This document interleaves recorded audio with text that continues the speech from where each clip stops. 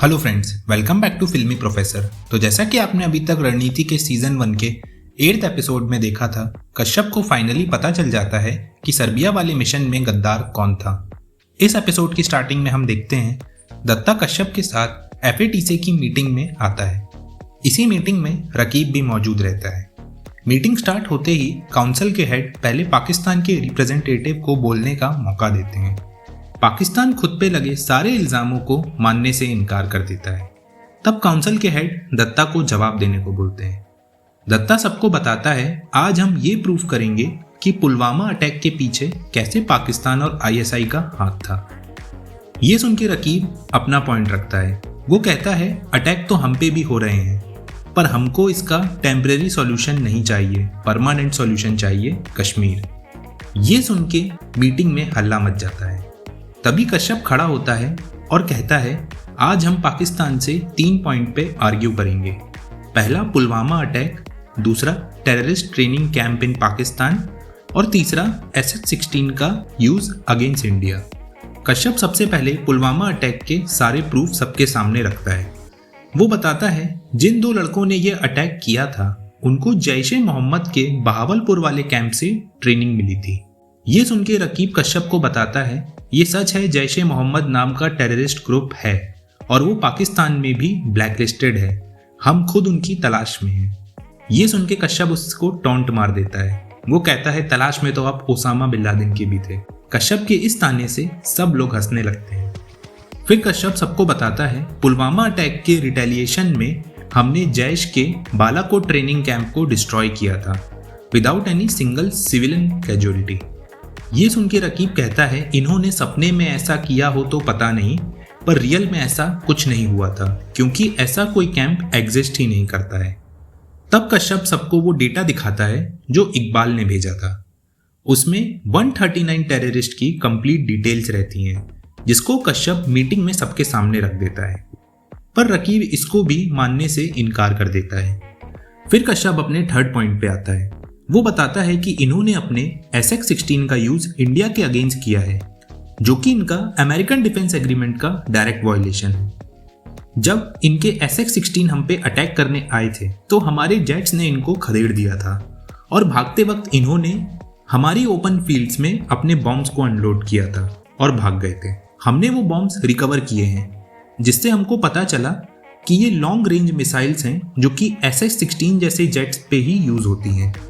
ये सुन के रकीब कहता है, किसने बोला कि लॉन्ग रेंज मिसाइल सिर्फ हमारे SS-16 से फायर होती हैं? हमारे पास J-17 जैसे लॉन्ग रेंज मिसाइल फायर करने वाले जेट्स भी हैं। तब कश्यप उसको जवाब देता है, अगर ऐसा है तो फिर आपका SS-16 कैसे शूट डाउन हो गया? ये सुन के रकीब काउंसिल से कहता है, हमारा कोई SS-16 शूट डाउन नहीं हुआ है।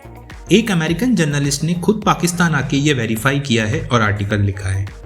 तब कश्यप उससे पूछता है, अगर ऐसा है तो पेंटागन ने क्यों उस आर्टिकल को बैक सपोर्ट करने से मना कर दिया? ये सुन के रकीब की बोलती बंद हो जाती है। कश्यप सबको बताता है कि उस दिन एक्चुअली में क्या हुआ था। ये दिखाने के लिए हमने एक अमेरिकन कंपनी के साथ मिलके उस दिन के सारे इंसिडेंट को रिक्रिएट किया है और हमारे फ्लाइट डेटा के साथ जियो टैग भी किया है वेरीफाई करने के लिए। इसके बाद हम देखते हैं कि अभिमन्यु और उनकी टीम बिल्कुल सेम सिमुलेशन क्रिएट करती है, जो कि 29 फरवरी 2019 को हुआ था, जिसमें पहले वो अहमद के SS-16 को शूट डाउन करते हैं और फिर हैदर उनके जेट को शूट डाउन करता है।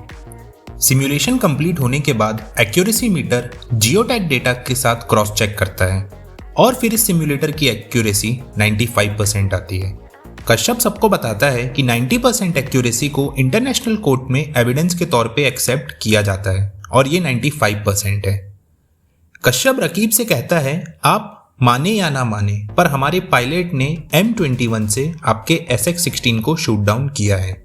सारे सबूत देखने के बाद पाकिस्तान काउंसिल से थोड़ा वक्त मांगता है और काउंसिल भी अपना वर्डिक्ट देने से पहले इन सारे प्रूफ्स को वेरीफाई करने के लिए कुछ दिन का समय लेती है।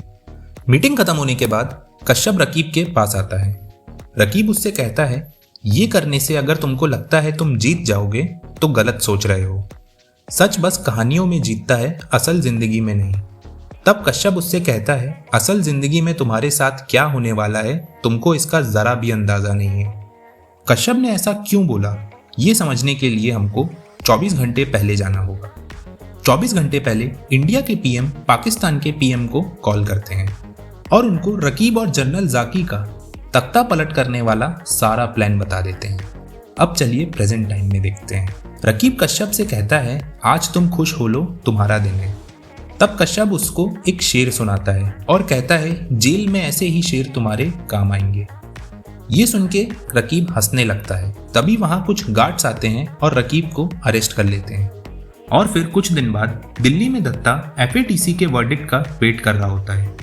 तभी उसको एक कॉल आता है और वो अपनी टीम के पास आता है। वो सबको बताता है कि पाकिस्तान का नाम ग्रे लिस्ट में ऐड हो गया है, हम जीत गए। ये सुन के सब लोग बहुत खुश होते हैं। दत्ता हमारे देश के वीर जवानों के सम्मान में एक स्पीच देते हैं। स्पीच के बाद कश्यप दत्ता से कहता है, सर मुझे आपको किसी से मिलवाना है। और फिर कश्यप इकबाल को सबके सामने लाता है। वो बताता है कि ये वो इंसान है जिसकी वजह से हम सब सेलिब्रेट कर रहे हैं। वो सबको बताता है कि इसका रियल नेम कबीर मीर है, कोड नेम इकबाल। कबीर को देख के सब लोग शॉक हो जाते हैं। अगले सीन में हम इकबाल का फ्लैशबैक देखते हैं, एक्चुअली कबीर का। हम देखते हैं कबीर बहुत डरा हुआ रहता है। तब कश्यप उसको बचने का प्लान बताता है। कबीर सारे गैस सिलेंडर्स को खोल देता है और फ्रीजर में जाके छुप जाता है। जैसे ही पाकिस्तानी सोल्जर्स गेट खोलने के लिए फायर करते हैं, वहां बहुत बड़ा धमाका होता है।